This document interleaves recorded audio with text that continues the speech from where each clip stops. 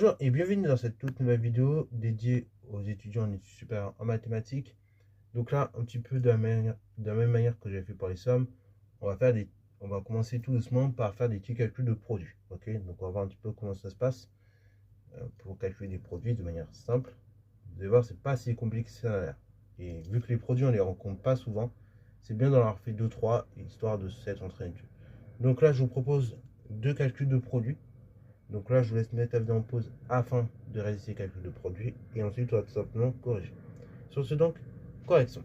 Alors, autant pour les calculs de somme, vous allez pouvoir vous ramener très souvent à des sommes de référence. Ok, c'est pour ça que la vidéo a duré le temps qu'elle devait durer sur les sommes, parce qu'il y a beaucoup de règles de base à connaître sur les sommes. Il y a beaucoup de sommes de référence à avoir en tête, beaucoup de formules à avoir en tête.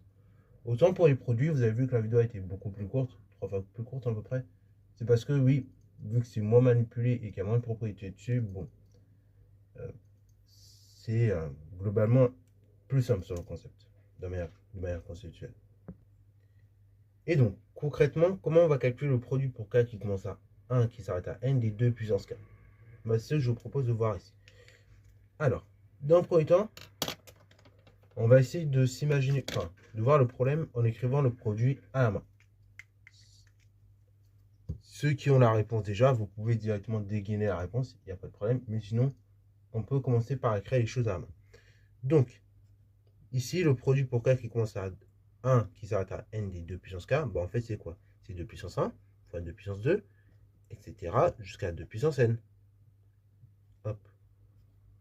Et donc là, en fait, une fois que vous êtes arrivé à écrire ça, vous allez utiliser les règles de calcul sur les puissances.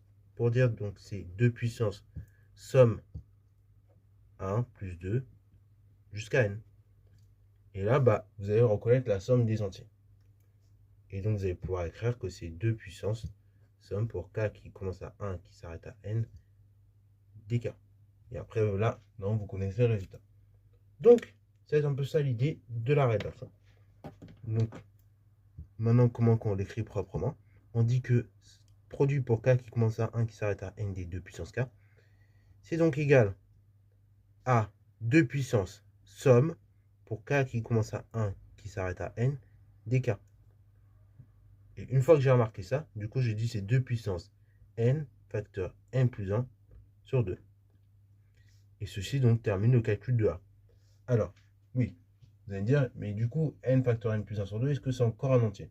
C'est une question qui est légitime de se poser. On a le droit de se poser ce genre de questions. On va raisonner par disjonction K. Si n y est pair, du coup, n sur 2, ça va être encore un entier. Parce que du coup, n étant pair, c'est un multiple de 2. Donc, n sur 2, c'est encore un entier. Et cet entier, vous le multipliez par n plus 1 qui est lui-même un entier, ça reste un entier. Et dans l'autre sens, si n est en pair, du coup, ça veut dire que n plus 1 est pair. Et donc, n plus 1 divisé par 2, ça va vous donner un entier nécessairement. Parce que n plus 1, c'est un multiple de 2. Et donc, du coup, on va voir que n facteur n plus 1 sur 2 qui est un entier reste encore un entier.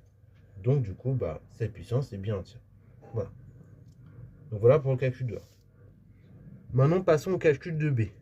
Donc, calcul de B, c'est le calcul du produit pour K qui commence à 1 qui s'arrête à N, dk fois N. Alors, N ici, on peut remarquer déjà une chose, c'est qu'il ne dépend pas de l'indice du produit. Donc là, un peu de manière similaire à la somme, on va pouvoir le sortir du produit. Mais là, attention, méfiance. Ok, certes, N, c'est une constante qui ne dépend pas de l'indice pour laquelle vous allez faire le produit. Mais attention, le n, il ne sort pas de la somme comme ça. Il ne va pas sortir une fois. Puisqu'en effet, n, il va être présent dans le produit le nombre de fois qui a deux termes. Enfin, deux facteurs plus précisément, puisqu'on est sur un produit. Donc, il va être présent n moins 1 plus une fois, c'est-à-dire n fois. Donc ici, on va n puissance n fois le produit pour k qui commence à 1 et qui s'arrête à n dk. Et ça, en fait, on l'a défini ce produit-là. N puissance n fois produit pour k qui commence à 1 qui s'arrête à n. Ce produit-là, sa définition, c'est n factoriel. Et là, c'est good. On peut arrêter juste ici. Il n'y a pas besoin de plus de simplification que ça. Après, si vous voulez vraiment simplifier ça, vous dites que c'est n facteur, donc n puissance n moins 1 Enfin, là même, vous simplifiez pas plus que ça, quoi.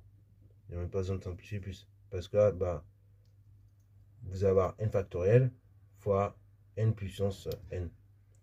Donc là, si vous voulez simplifier, ça fait n puissance n plus 1 multiplié par n plus 1 n moins 1 factoriel. Ok. Bon, je vais l'écrire proprement. Ça fait n plus 1, enfin n puissance n plus 1 factoriel moins 1 factoriel. Voilà. Après, bon, que ce soit ça ou ça, bon, ça revient au même.